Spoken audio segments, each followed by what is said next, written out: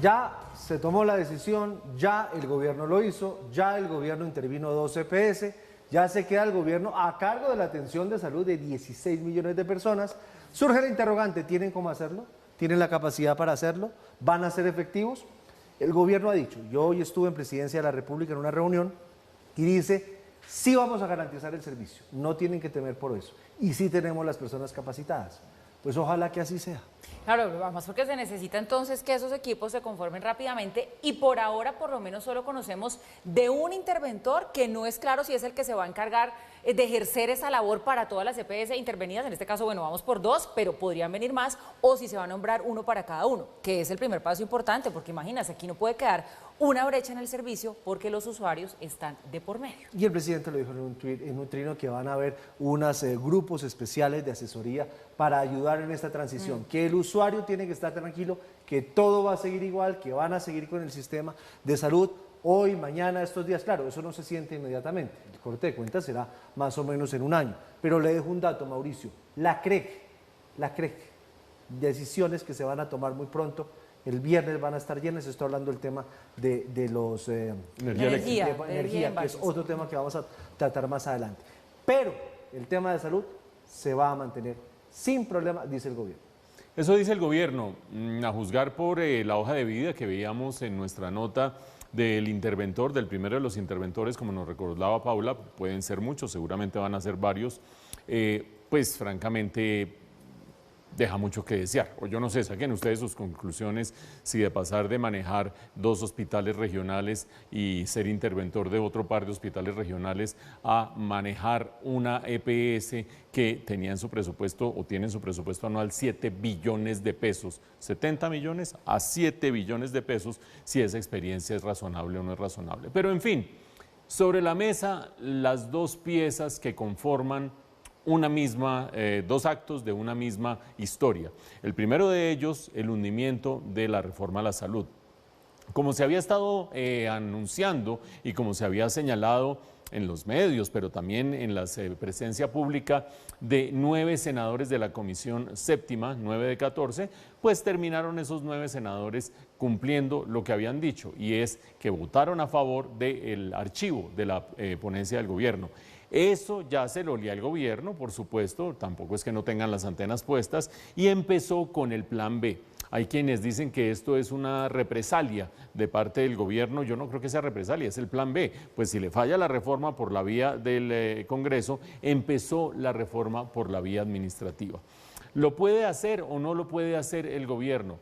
Pues si se cumplen las causales para la intervención, acuérdense ustedes que hay una intervención administrativa para arreglar la casa y que se dejen de estar en causal de intervención, y otra que es la de liquidación. Hasta ahora no se habla de una causal de liquidación, sino sencillamente de entrar, entre comillas, a organizar las cuentas. ¿Cuáles son las causales? Pues habrá que ver con detalle cuáles son. Sin embargo, esto se venía anunciando desde tiempo atrás. Giovanni hablaba de un informe de la Contraloría que dice que 23 EPS no estaban cumpliendo sus funciones. Nos podemos devolver más atrás, el de la Contraloría es de hace 2 meses. En noviembre del año pasado, ya la Superintendencia de Salud había sacado un informe que decía 20 EPS no están cumpliendo los niveles de reservas técnicas. Y ese es el elemento al que se refería el exministro Jaime Arias en la nota que estábamos viendo cuando decía, hoy en día la Super podría intervenir 80% de las EPS, prácticamente, porque no están cumpliendo esos indicadores financieros. ¿Por qué no los están cumpliendo? Se preguntarán ustedes allá en medio de su sanduchito y su preocupación acerca del futuro del sistema de salud.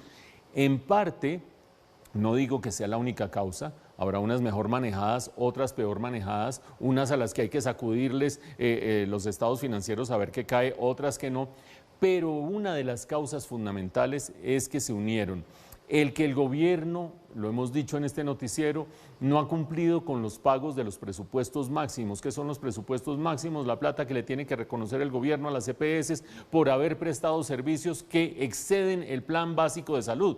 Prestan servicios las EPS, le dicen al gobierno, usted me tiene que pagar de acuerdo a la normativa colombiana, y le están debiendo plata. ¿Quién no se le abre un hueco? Segundo, porque el valor de la unidad de pago por capitación que cubre el plan básico de salud está desactualizado, por lo tanto no lo cubre, otro hueco para las EPS. Y tercero, para las EPS más grandes y más importantes del país, una de ellas la EPS Sanitas, se empezó a dar una asimetría en la asignación de los afiliados. Los afiliados con mayores problemas, con mayor morbilidad, con mayores enfermedades, con mayores riesgos, empezaron a buscar, sobre todo a partir de la pandemia, las EPS más sólidas porque les pueden prestar o les podían prestar mejores servicios. Y eso fue haciendo que los costos de esas EPS se fueran subiendo frente a las demás.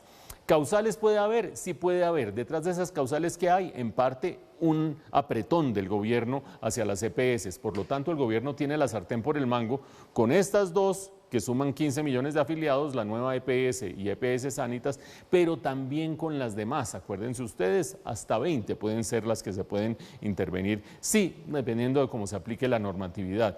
Por lo tanto, está entrando la reforma a la salud por la vía administrativa, por la puerta de atrás, cumpliendo ciertos requisitos, pero con el apretón del gobierno que ahoga a las EPS para después intervenirlas.